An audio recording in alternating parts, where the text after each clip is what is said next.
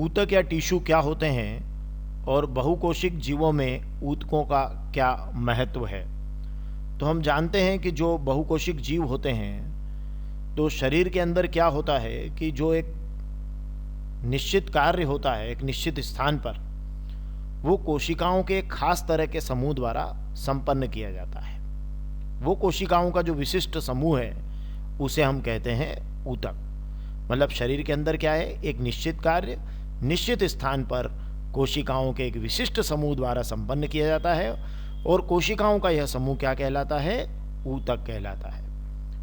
बहुकोशिक जीवों में हम जानते हैं श्रम विभाजन होता है, अलग अलग जगह अलग अलग काम करने के लिए अलग अलग प्रकार के ऊतकों की मदद होती है। तो कुल मिलाकर क्या है कि बहुकोशिक जीवों में जो श्रम विभाजन होता है वो ऊतकों की मदद से ही संपन्न होता है और प्रत्येक ऊतक एक विशिष्ट कार्य, एक खास तरह का कार्य बड़ी दक्षता से संपन्न करता है।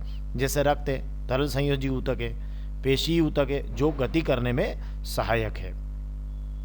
अब अगला प्रश्न उसमें पूछा कि प्रकाश संश्लेषण के लिए किस गैस की आवश्यकता होती है।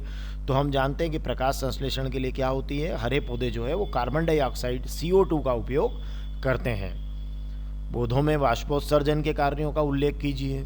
तो वाष्पोत्सर्जन क्या होता है हम जानते हैं। सबसे पहले हमें समझना चाहिए वाष्पोत्सर्जन के कार्य को समझने के पहले कि वाष्पोत्सर्जन क्या होता है। तो होता क्या है कि जो पत्ती की एपिडर्मिस होती है, उस पत्ती की एपिडर्मिस में हम छोटे छोटे छिद्रों को देख सकते हैं। फिर क्या है, इन छिद्रों को हम कहते हैं स्टोमेटा।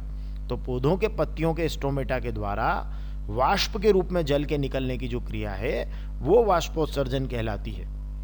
और क्या हुआ, पत्तियों से वाष्प के रूप में जल जो निकलता है उसे वाष्पोत्सर्जन कहते हैं और ये क्रिया चलती रहती है पत्तियों से। तो फिर ये वाष्पोत्सर्जन से फायदा क्या है, ये वाष्पोत्सर्जन क्या करता है, जल एवं खनिज पदार्थों को पत्तियों और पौधों के अन्य भागों तक ले जाने में मदद करता है। साथ ही वाष्पोत्सर्जन क्या करता है, पौधों के जो उनको जरूरी या अनुकूलित उनका अनुकूलन जिस ताप पर होता है उस ताप को बनाए रखने में वो मदद करता है और फलों और फसलों के पकने में भी ये मददगार है।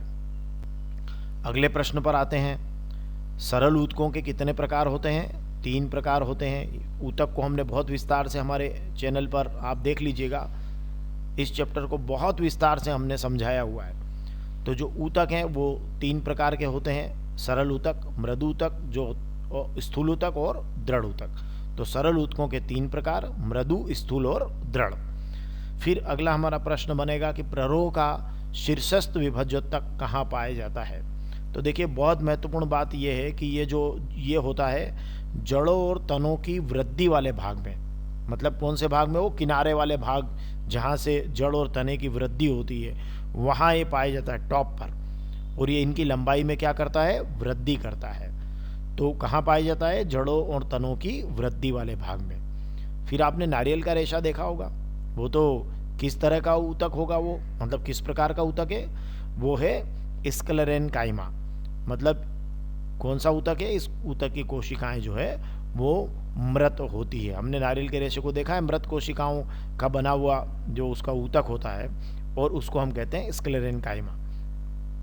नेक्स्ट हमारा क्वेश्चन बनता है कि फ्लोएम के संघटक कौन कौन से हैं। तो हमारी इस NCERT पुस्तक के इस प्रश्न का उत्तर आप लिखिएगा कि फ्लोएम के जो है 4 तरह के संगठक हैं। एक चालनी नलिका जिसे हम स्लीव ट्यूब्स कहते हैं, साथी कोशिका, फ्लोएम पेरेन्काइमा और फ्लोएम रेशे। और उस ऊतक का नाम बताइए जो हमारे शरीर में गति के लिए उत्तरदायी है, वो है पेशी या पेशीय ऊतक, मस्कुलर टिश्यू जिसे हम कहते हैं।